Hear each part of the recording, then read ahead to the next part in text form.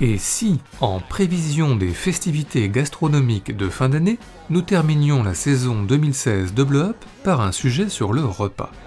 Car des repas au cinéma, il y en a. Des repas qui ouvrent un film dans Y a-t-il un flic pour sauver le président? Ou des repas qui clôturent un film dans Le Parrain 2? Des repas à la maison dans Une femme sous influence? Ou des repas au restaurant dans Reservoir Dogs? Des repas collectifs dans Fanny et Alexandre? Ou des repas solitaires dans Un homme qui dort? Tu ne te sens plus soutenu. Des repas fastueux dans Marie-Antoinette? Ou plus modestes dans Genèse d'un repas? Après le thon, nous mangerons une omelette et des bananes. Des repas rapides dans Les temps modernes? Ou un peu moins dans Belle toujours? Des repas appétissants dans Salé sucré? Ou un peu moins dans 2001? Des repas tournoyants dans L'heure du loup? Ou des repas fixes dans Les climats? Des repas faits de soupe dans Amarcord? De pommes de terre dans Le cheval de Turin? De congre dans Le goût du saké? De poulpe dans All Boy? De ravioli dans La vie est un long fleuve tranquille? Qu'est-ce qu'il y a encore? Ou de cloug dans Le Père Noël est une ordure? Bref, des repas au cinéma, en veux-tu en voilà? De quoi, bien évidemment, faire un petit point sur la question. Oh, de dessert, c'est une bûche? Non, c'est Cloug. Alors pour commencer, de nombreux films se déroulent en grande partie le temps d'un repas. C'est le cas par exemple du Festin de Babette, où Stéphane Audran organise un grand repas dans un petit village danois pour faire connaître un peu de la cuisine française. C'est le cas également de La règle du jeu, de Jean Renoir, avec sa réception, ses convives, mais aussi son chef cuisinier plutôt rigide. Chef, vous avez pensé au sel marin pour la mer La Bruyère? Madame La Bruyère, moi je vais comme tout le monde. J'accepte les régimes, mais pas les manies. Sinon évidemment il y a La grande bouffe de Marco Ferreri et ses convives boulimiques jusqu'à l'implosion. Sans oublier L'ange exterminateur de Louise Buñuel, où les convives ne vont bientôt plus pouvoir quitter le salon pour de mystérieuses raisons jamais explicitées. Un film de Buñuel sur l'empêchement, qui en rappelle un autre, Le charme discret de la bourgeoisie. Mais qui peut venir à cette heure-ci? Où les convives, systématiquement, ne parviennent pas à manger, interrompus, par exemple, par des militaires. Mais encore, et bien souvent au cinéma, le repas cristallise les différences de classe. Dans Titanic par exemple, Leonardo DiCaprio n'est pas vraiment à son aise en invité surprise d'un dîner luxueux, tout comme Rod Steiger, pas vraiment à son aise non plus, en tous les cas au début, dans un wagon bourgeois dans Il était une fois la Révolution. Toujours au niveau des différences culturelles, L'enfant sauvage du film de Truffaut ne se tient pas à table selon les mœurs de la bonne société. Tout comme Christophe Lambert, alias Tarzan, dans Greystoke. Mais enfin, niveau différences culturelles, on ne fera sans doute jamais mieux que le repas indien dans le deuxième Indiana Jones. Ah, sneak surprise. Mais à part ça, eh bien on le sait, le repas forge les amitiés, et il est du coup un passage obligé de nombreux films de copains, par exemple Nous irons tous au paradis et son repas venteux. De même dans le Munich de Spielberg, c'est en partageant un bon repas qu'Eric Bana et ses collègues apprennent à se connaître, tout comme Johnny Hallyday et les gangsters qui vont bientôt l'aider dans Le Vengeance de Johnny To. Mais à part ça, eh bien la séduction, car c'est souvent au moment de dîner que les êtres se rapprochent et que les couples se forment. En grand comité pour Claudine Longer et Peter Sellers dans The Party, ou en comité plus réduit pour Jean-Louis Trintignant et une Romy Schneider en très gros plan dans Le Mouton enragé, ou en comité encore plus réduit dans La Belle et le Clochard. Une officialisation qui est souvent précédée de petits attouchements sous la table, comme le montrent les Sœurs Lisbonne dans Virgin Suicides, mais aussi Jennifer Beals au restaurant dans Flashdance, ou encore Isabelle Huppert dans Elle, sans oublier Vincent Gallo, sous la table aussi, dans Arizona Dream.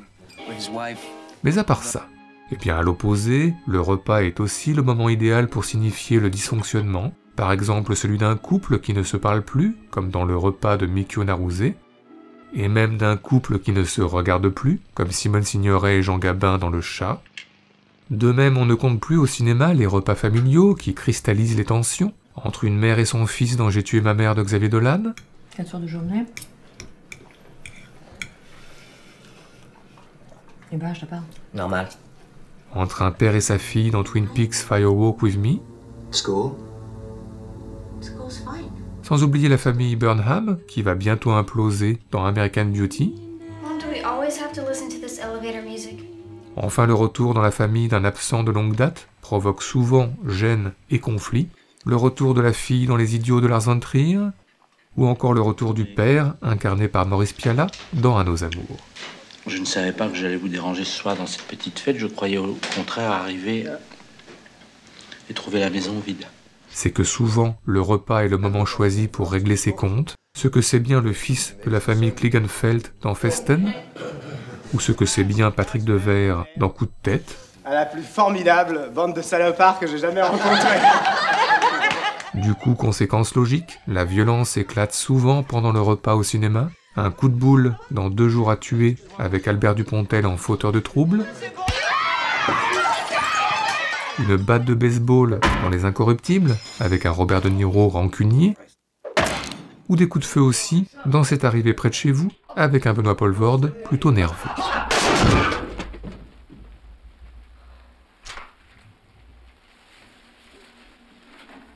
Tout ceci nous fait penser que des repas sanglants et macabres, il y en a beaucoup dans l'histoire du cinéma, ne serait-ce que dans Alien, avec un John Hurt mal en point, ou dans Hannibal, et le repas très glauque donné par Hannibal Lecter avec Julianne Moore et Ray Liotta en guest.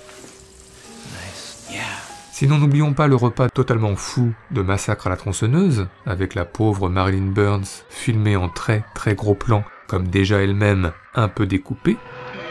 Enfin, peut-être moins gore, mais tout aussi insoutenable, les repas très anxiogènes dans Le Salaud de Pasolini, et on est sympa, on va s'arrêter là.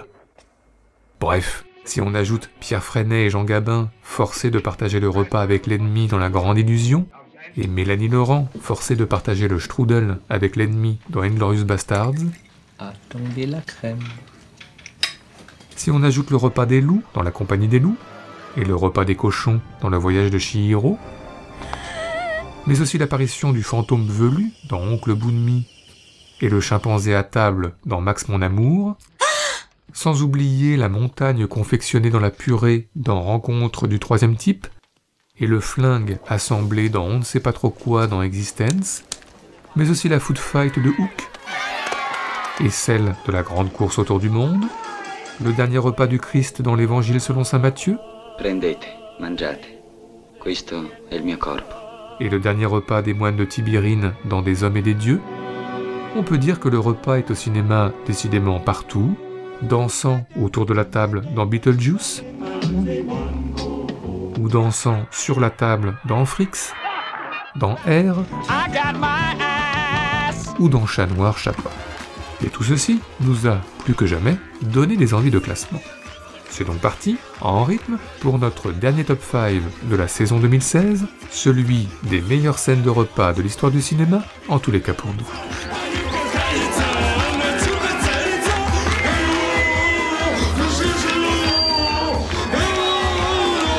Notre numéro 5, commençons par le cinéaste du repas, Claude Chabrol.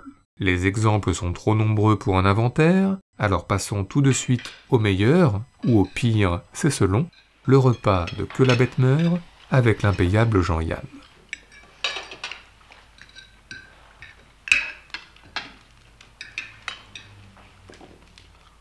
Eh ben, ce ragoût est tout simplement dégueulasse.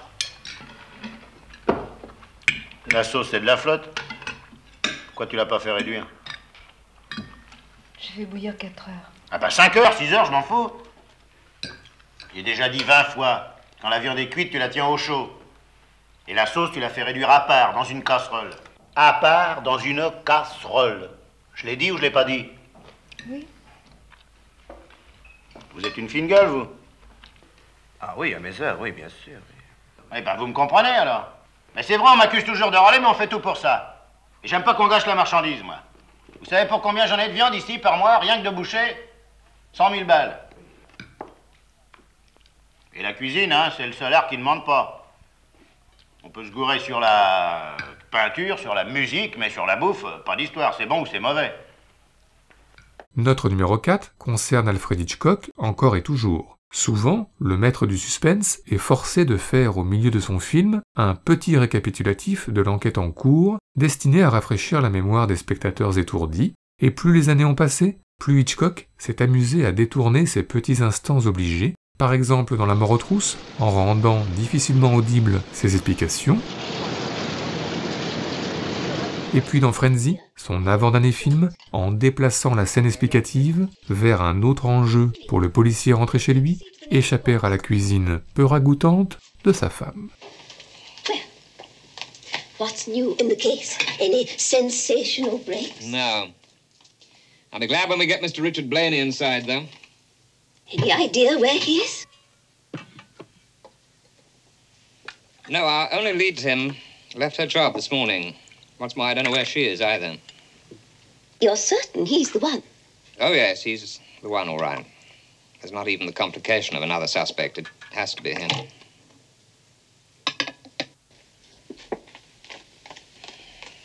We have him identified as leaving the matrimonial agency at the time his ex was killed. We have the clothes which he found necessary to send to the cleaners in a hurry. And we have the evidence of the face powder in the Salvation Army hostel. I don't follow you, my dear. I didn't think the Salvation Army girls used makeup. Blaney slept in a Salvation Army hostel the night before last. Did he, dear? Yes. He was incautious enough to tell them his name. I don't think an ex-RAF officer would sleep in such a place unless he was broke, do you? No, I don't. So let's assume he was. Last night, however, he slept in the Coburg Hotel in Bayswater and paid for his extremely expensive room with a £10 note. The note bore traces of the same face powder we found in Mrs. Blaney's handbag. I mean, the murderer not only strangled Mrs. Blaney, he stole money from her handbag as well. Ergo, Blaney is the thief and also the murderer. Notre numéro 3, nous avons vu que le repas au cinéma était souvent scandé par de nombreuses colères, mais nous avions soigneusement gardé notre colère préférée pour le top, celle de Michel Piccoli dans Vincent, François, Paul et les autres de Claude Sauté, et cela commence par un Serge Reggiani plutôt provocateur. Ah, autrefois, c'était autre chose. Fallait pas rire avec le progrès social, sinon il se fâchait. Comment c'était la grande époque du dispensaire. Créons et multiplions les dispensaires de banlieue, nous devons soigner les pauvres gratuitement. La science n'est pas à vendre. Nous sommes au service du monde, etc., etc. Voilà ce qu'on entendait à Maison-Alfort dans les années 50. Puis alors, je sais pas ce qui s'est passé, là, tout d'un coup de baguette. Plus de dispensaire, dis donc. Et à la place, une clinique toute blanche à l'étoile. Nous sommes au service du monde, mais du beau monde. C'est ça l'évolution urbaine, mon petit garçon.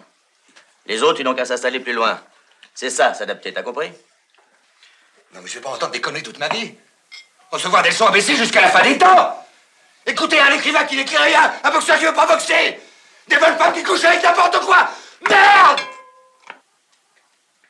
Et quand on s'est parti, celui-là qui va rester avec sa danseuse, quel genre de mécanique? Qu'est-ce que j'en ai à foutre? Écoute, François, écoute. Ta gueule, toi! Tu m'emmerdes, toi, je t'emmerde! Je vous emmerde tous avec votre dimanche, votre chico à la con! Merde!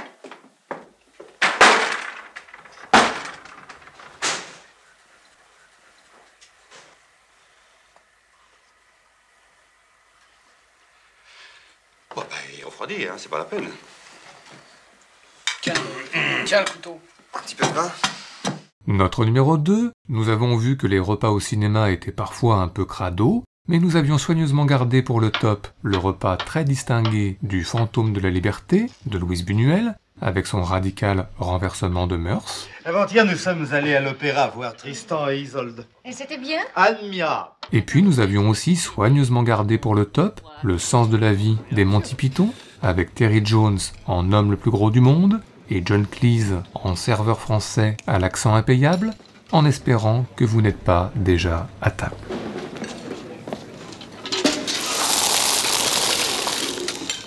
Merci, Gaston. I haven't finished. Oh, pardon, Gaston? 1,000 pardons, monsieur. Now, this afternoon, we have monsieur's favorite, the jugged hare.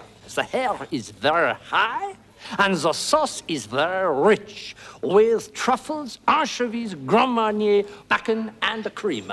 Thank you, Gaston. Still more. Allow me. A new bucket for monsieur.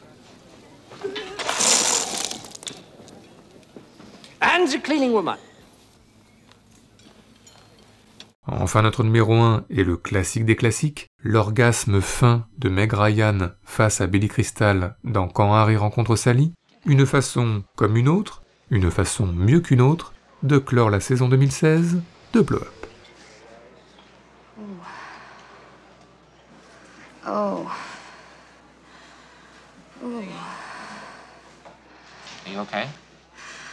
Oh. Oh, God. Ooh. Oh, God. Oh. Oh. Oh. Oh, God. Oh, yeah, right there. Oh. Oh. Oh. Oh. Oh, God. Oh. Yes. Yes. Yes. Yes. Yes. Yes. Oh. Oh, yes. Yes. Yes. Oh. Yes. Yes. Yes. Yes. Yes. Yes. Oh. Oh. Oh. Oh, God. Oh.